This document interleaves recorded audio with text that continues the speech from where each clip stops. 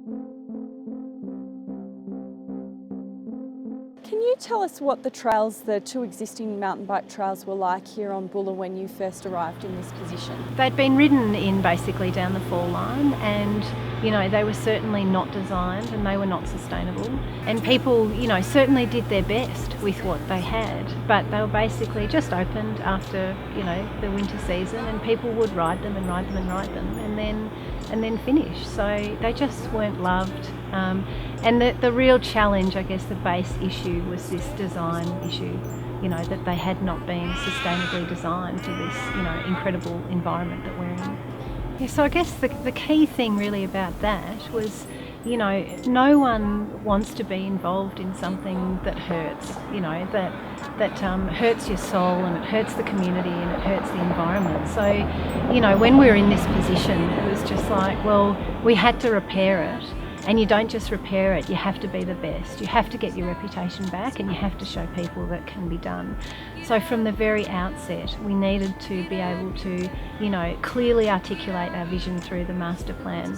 We had to engage, the best, industry best trail designers and builders at the time.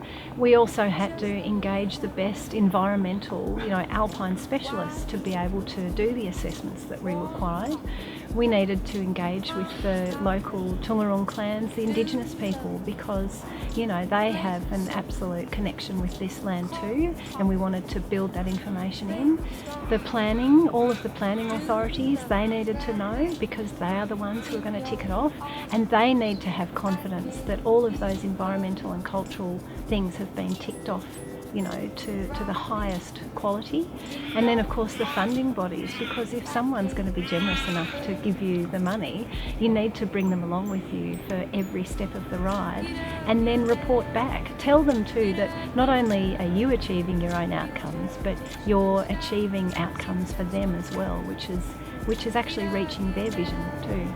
The need to not only fund with the initial build in mind, but also what is going to be required to maintain that build over years. So can you tell us about that? It actually comes down to the trails you're building and who you're building them for. So you need to be able to understand the market, then you design your trail for that market. So you need to hone in from the very beginning about who the trail is for, who's going to be riding it, how you build it to actually fit with that riding style, so you don't get all the braking ruts and the skidding out and whatever. It has the flow, so that automatically minimises your maintenance. And then actually learning again to work with the environment. So we've actually learnt with the Alps that your hard-earned labour and money spent on the maintenance is best done prior to winter, in making sure the drainage is right, that all of your grades are right. We do build in maintenance from the very beginning, so the Epic was an example where we actually calculated, who again the Epic was for, what the actual trail was going to be, and then factored in that maintenance cost, and that was built in from the plan from the start. So we start with a pretty gross trail corridor. We know we need to go from A to B. How do we do it?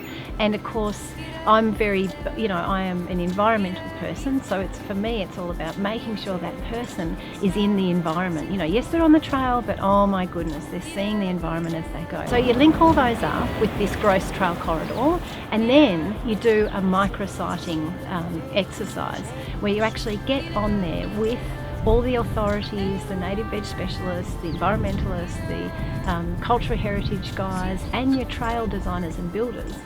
Because if you're doing single track, you only need, 600 to 900. So you actually hone down that trail corridor very specifically to fit around the plants and habitat types that you want to keep.